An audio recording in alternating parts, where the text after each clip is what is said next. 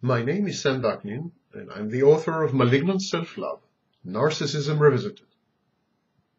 Normal people are likely to welcome a moderate amount of attention, both verbal and nonverbal, in the form of affirmation, approval, or even admiration.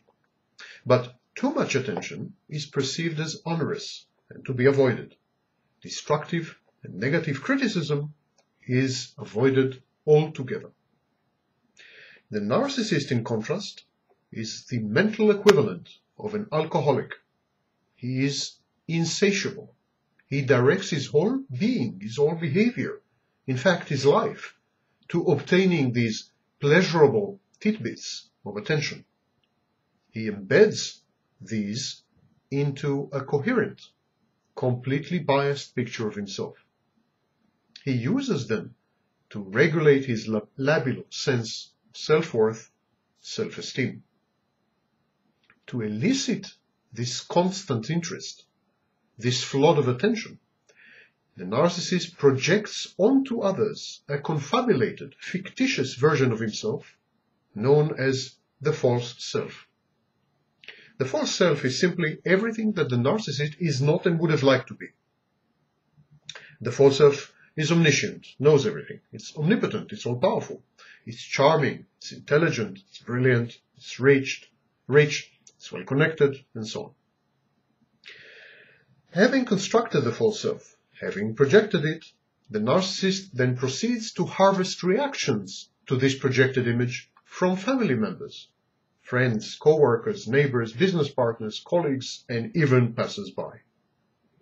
If these reactions, the adulation, admiration, attention, fear, respect, applause, affirmation, if these are not forthcoming, the narcissist demands them or extorts them from others. Money, compliments, a favorable critique, an appearance in the media, a sexual conquest are all converted into the same currency in the narcissist's mind. And it is this currency that I call narcissistic supply. But what happens if the supply is negative? What happens if the outcome of the projection of a false self garners negative narcissistic supply? Attention, but negative. What happens if the narcissist is, instead of being loved, being feared?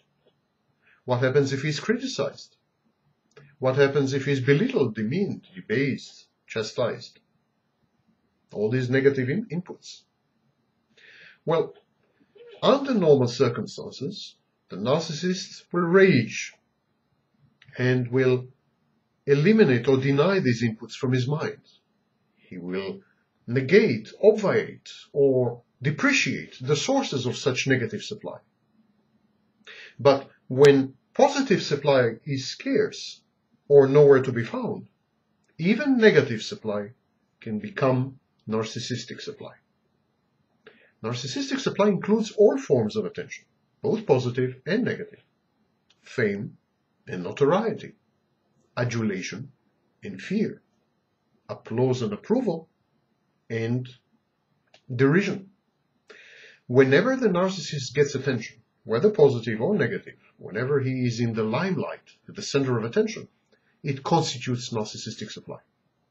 If he can manipulate people or influence them, either positively or negatively, it qualifies as narcissistic supply. Of course, the narcissist prefers positive input. He prefers positive narcissistic supply. But worse comes to worse, negative supply would do. Even quarreling with people and confronting them constitute narcissistic supply. Perhaps not the conflict itself, but the narcissist's ability to influence other people, to make them feel the way he wants, to manipulate them, to make their life hell, to make them do something or refrain from doing something. All these count as forms of narcissistic supply, and this is hence the phenomenon of serial litigators.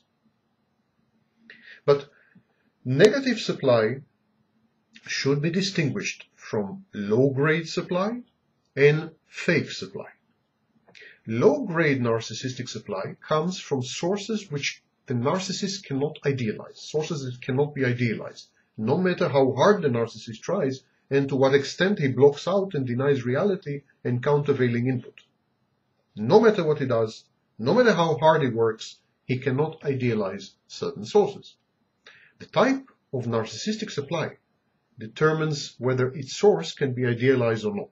For instance, if the narcissist receives compliments on his intellectual achievements, but the source of these compliments is an intellectually challenged, not to say retarded, person, this kind of supply would not pass muster and would never qualify as narcissistic supply. A retarded or intellectually challenged person cannot compliment the narcissist on his intellectual achievements because the narcissist regards him as not qualified, regards this source as not qualified to do so.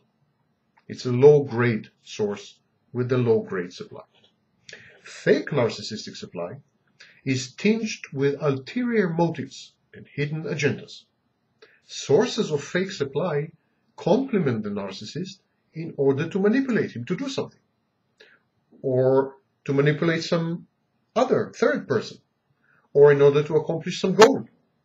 Endowed with cold empathy, the narcissist picks up on these true motivations and he feels injured and slighted and humiliated. Many narcissists test their sources of supply repeatedly. They engineer situations intended to expose the sincerity or lack thereof of the supply source and the consistency and authenticity of the source's conduct. All in all, would we say that the narcissist wants to be liked? Not really. It's not about liking. It's about attention. Would you wish to be liked by your television set or refrigerator? To the narcissist, people are mere tools akin to television sets and refrigerators. They are objects, sources of supply. If in order to secure this supply, the narcissist must be liked by them, he acts likable, empathetic, helpful, collegial, friendly. If the only way to garner narcissistic supply is to be feared, the narcissist makes sure that they fear him. He does not really care either way, as long as he is being attended to. Attention, whether in the form of fame or infamy, is what it's all about. The narcissist world revolves around this constant mirroring, this constant craving. I am seen, therefore I exist, he thinks to himself. But the classic narcissist also craves punishment. His actions are aimed to elicit social opprobrium and sanctions. His life is a Kafkaesque, ongoing trial, and the never-ending proceedings are in themselves a punishment. Being penalized, reprimanded, incarcerated, abandoned, serve to vindicate and validate the internal damning voices of the narcissist's sadistic, ideal, and immature superego. These voices were actually the voices of his parents, caregivers, and peers, or role models. These voices judged him and found him wanting. And then the narcissist, at an early age, internalized, introjected these voices, and they became part of him. So, being punished confirms the narcissist's view of himself as worthless. Don't misunderstand me. Consciously, the narcissist firmly believes in his superiority, invincibility, brilliance, power. But unconsciously, deep down there, he was told and he came to believe that he is worthless. Punishment relieves him from the inner conflict that he endures when he is successful. The conflict between the gnawing feelings of guilt, anxiety, and shame, and the need to relentlessly secure narcissistic supply. It's not easy, nor is it fun to be a narcissist, it would seem.